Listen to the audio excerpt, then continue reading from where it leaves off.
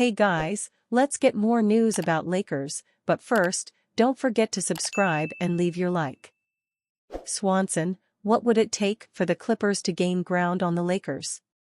The overachieving, underappreciated Clippers cooked the Lakers so thoroughly in a 116-102 victory on Sunday night it was as if J.J. Redick had ordered it that way when he shared his thoughts on the Intuit Dome before the Lakers' first game there.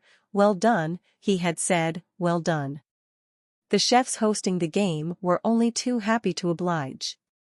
They built a lead as large as 26 points, made the Lakers, struggling to tread water at 22-18, look stagnant and vulnerable, and triggered LeBron James' annual midseason denouncement of his team's roster construction. And it brought to mind a familiar riddle: what would it take? What would it take for the Clippers to really work their way into the hearts and minds of Lakers-loving Los Angeles? To turn their slice of the pie into a bigger chunk, to make a true and lasting dent? Never say never, they say. Anything is possible, they say. Defense wins championships, they tell us. For what it's worth, these bought-in Clippers have the second-best defensive rating in the NBA. If you build it, they will come? That one might turn out to be a Hollywood myth. The Clippers have built this remarkable new arena, right?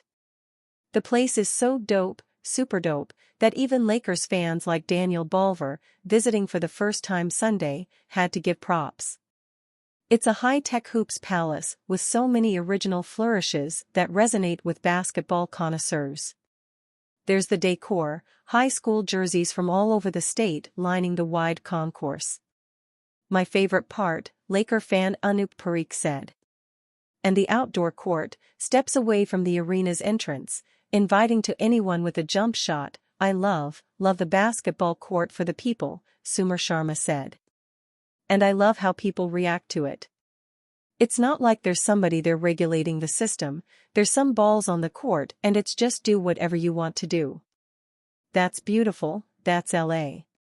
Just people amongst people. Different jerseys, all playing together." The Clippers, of course, would prefer for all of those Angelinos be wearing their jerseys.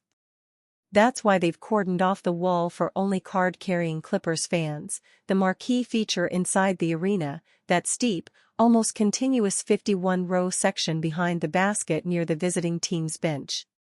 You can see the vision, and the results. Before the Lakers' visit, opponents were making just 72.8%, 152 of 209, of their free throws against the wall. But I have yet to see that 4,500-seat section bottom to top full, including Sunday in what was an announced sellout. All 17,927 tickets might have been sold, but not all of those seats had a fan's fanny in it. This riddle-wrapped conundrum, LA's other basketball team, the Clippers haven't had a losing season in 13 years, so it really shouldn't be a surprise that they're good again. They entered Monday with a 24-17 record. Or that they're a top 5 seed in a deep Western Conference. That coach Tyronn Lue has a group that started the season short on star power, playing hard and playing together and still scratching the surface. Because they've just started integrating their best player, oft-injured two-time NBA champion, Kawhi Leonard, into their game plans. And they've got the super dope new arena. They should be a hot ticket, and they would be in most markets: good basketball, fun venue, a great time. But the Clippers are the worst drawing team in the NBA, averaging 16,205 fans per game, fewer than any in any non-COVID season since 2009, when they finished the season 19-63. Is it the $70 cost to park in the arena's dedicated structure? The traffic between downtown LA, where they previously played, and their $2 billion new operational hub in Inglewood? Maybe the restrictions on who can sit amongst the supporters on the wall? Or is it local history and tradition? Love and loyalty, won over decades in L.A., the Lakers' 17 NBA championships, to the Clippers' none? Showtime, Shaq and Kobe, LeBron. If you're from LA, you know the deal, like you might know that, with Sunday's result, the Lakers have lost to the Clippers 31 times in 40 games since Steve Ballmer rescued the organization from former owner Donald Sterling. Under Ballmer, the Clippers have been consistent, competent, creative, competitive. They refurbished every public court in LA and branded it with their logo. They have managed assets smartly. But they've been unlucky and underwhelming. The 2013 era that brought both Leonard and Paul George to LA, two local guys who spurned the Lakers, ended with just one Western Conference Finals appearance in 5 seasons.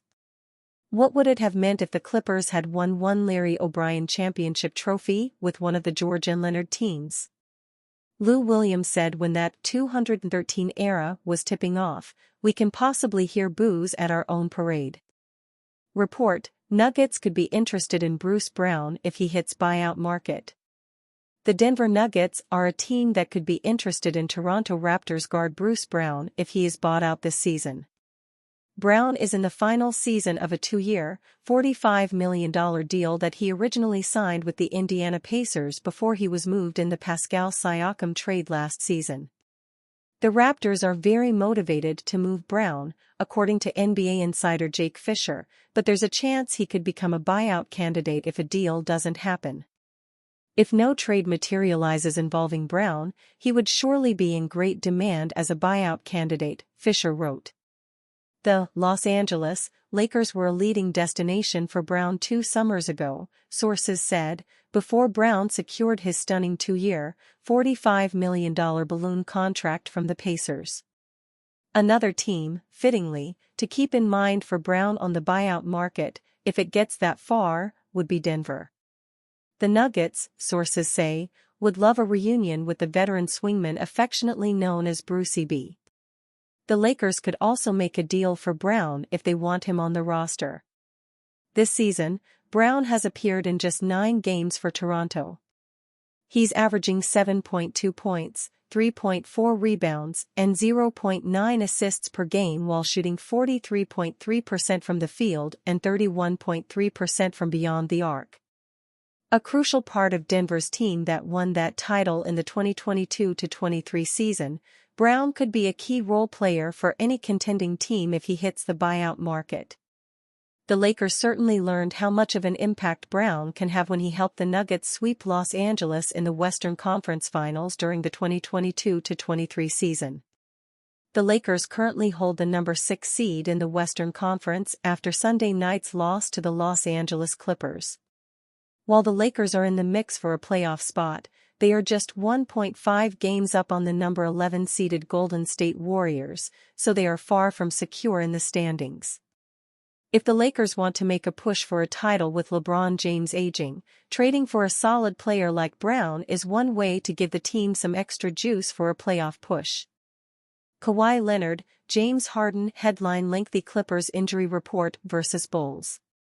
The Los Angeles Clippers, fresh off their dominant win against the Los Angeles Lakers on Sunday, have a quick turnaround with a back-to-back against the visiting Chicago Bulls. But the team might be a little bit short-handed. Both Clippers stars Kawhi Leonard and James Harden appeared on the team's injury report for their Bulls clash, as per Clutch Point's Clippers reporter Tomer Azarly. Kawhi Leonard was ruled out of the Clippers injury report while James Harden was listed as being probable against the Bulls on Monday. With Leonard having recently returned from a knee injury, he is on a minutes restriction and has not played in any back-to-backs so far. Harden was initially listed on the Clippers injury report against the Lakers as questionable illness, but he was able to play.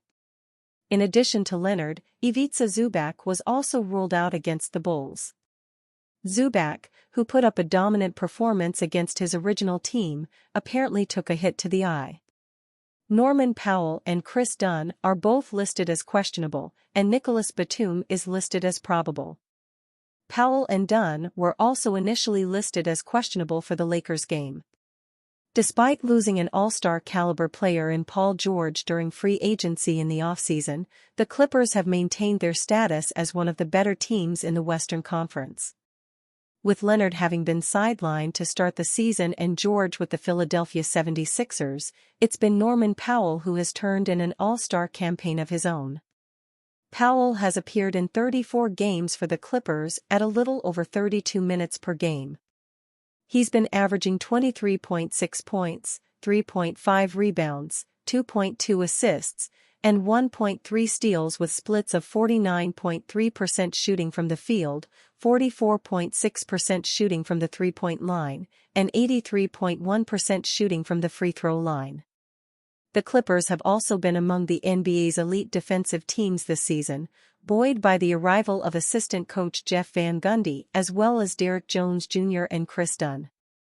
And they've been led early on by the steadying influence and on-court presence of Harden.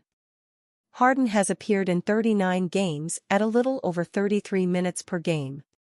He's been averaging 21.4 points, 5.8 rebounds, 8.1 assists, and 1.4 steals with splits of 39.7% shooting from the field, 34.9% shooting from the three-point line, and 88.7% shooting from the free throw line. While Harden's shooting percentages may not be very high, it's the fact that he continues to draw so much defensive attention that opens things up for everyone else on the court. Clippers make James Harden announcement after Lakers game. LA Clippers guard James Harden is in his 16th NBA season. Selected third overall by the Oklahoma City Thunder in the 2009 NBA Draft, Harden has become an all-time great. Second behind Golden State Warriors star Steph Curry in career three-pointers, Harden is also 14th on the NBA's all-time scoring list. Helping lead the Clippers to a 116-102 victory over the Los Angeles Lakers on Sunday night, Harden tallied 21 points, 4 rebounds, and 12 assists in 40 minutes of play. The Clippers are back in action on Monday against the Chicago Bulls, and the team has announced some news on its veteran point guard. With Harden being listed as questionable for Sunday's game against the Lakers due to an illness, it seemed possible the 2018 MVP could miss one end of this back-to-back against LA and Chicago. Instead, he looks to be playing on Monday.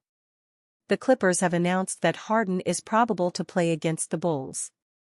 Law Murray of The Athletic relayed Harden's probable status after having predicted a potential mass rest day for the Clippers against Chicago. Harden has appeared in 39 of his team's 41 games this season, with Clippers head coach Ty Lue saying he always wants to suit up. Lauren Rosen of FanDuel TV reported earlier this season that Harden played through an illness. Ty Lue says James Harden was sick last night and tonight as the LA Clippers won both ends of their back-to-back.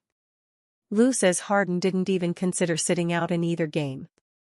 Not James. No.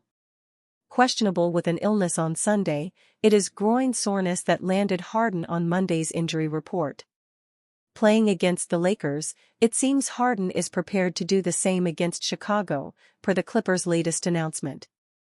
17-year NBA veteran makes controversial Clippers statement. The LA Clippers and LA Lakers faced off in a crosstown battle on Sunday for the first time this season and the first time ever in the new Intuit Dome. The Clippers finally stopped sharing a home with the Lakers this offseason, as the new era has been exciting for everyone involved. The Clippers got the best of the Lakers on Sunday, picking up a 14-point home win to extend their winning streak to 4 games. Kawhi Leonard, James Harden, Norman Powell, and Ivica Zubac each dropped 19-plus points apiece, while Zubac and Harden both notched double-doubles. The Battle of LA has typically been lopsided from a fan's perspective, as the Lakers have always been seen as the main team in Hollywood. Despite this, the Clippers have dominated the matchups recently, winning 13 of the last 16, and swept the series for 3 consecutive seasons in 2020-23. 3-time NBA Sixth Man of the Year and 17-year NBA veteran Lou Williams was asked who he would rather play for right now between the two LA squads. "I played for both and it depends," Williams said. "What I will tell you is the experiences are different, but me, personally, I enjoyed playing for the Clippers. I loved playing for the Lakers, but my personal experience was better with the Clippers." Williams spent 2 seasons with the Lakers and 4 seasons with the Clippers, winning 2 Sixth Man of the Year awards with the less popular LA squad. The Clippers have already had the Lakers' number recently, but having a former player admit they prefer the Clippers over the Lakers is another significant step. Los Angeles Lakers acquire Paul George from Philadelphia 76ers in proposed trade. The Philadelphia 76ers went out and got themselves the biggest name available in the offseason when they signed Paul George to a 4-year, $212 million contract. It was supposed to be the move that turned them into genuine championship contenders. Halfway through the season, they look like the farthest thing. The Sixers are 15-26. George has had his fair share of injury problems and featured in 27 games. Unfortunately for the 76ers, he is arguably having the worst season of his career right now. George is averaging 17.2 points, 5.9 rebounds, and 4.7 assists, while shooting just 42.3% from the field. He has made more headlines for things he has said on his podcast rather than his performances on the court. That is never good news if you are hoping to compete for the championship. This is not the George that Philly fans would have been hoping for when the Sixers signed him, and many have given up already. So, it is time to part ways? On Newsweek, Matt Levine proposed a three-team that would see the Los Angeles Lakers acquire George and a 2028 second-round draft pick, while the 76ers would get Zach LaVine, Jared Vanderbilt, and a top 10 protected 2029 first-round draft pick. The Chicago Bulls, the third team, would receive Rui Hachimura, Gabe Vincent, Max Christie, Kenyon Martin Jr., Jalen Hood-Schifino, and a 2027 second-round draft pick. The Lakers would be giving up quite a bit to make such a trade happen, but it would be a roll of the dice for them as they seek to maximize LeBron James' remaining years on the court. As for the 76ers, it would be about getting George's contract off the books, but in doing so, they would be acquiring LaVine. The Bulls' superstar is playing at an all-star this season though, and would help a faltering Sixers offense.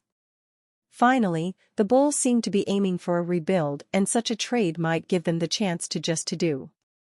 This is probably the best return they can hope to get out of LaVine's exit right now, despite his impressive season so far. And you, fan? What do you think of the situation of Paul George? Leave your opinion in the comments.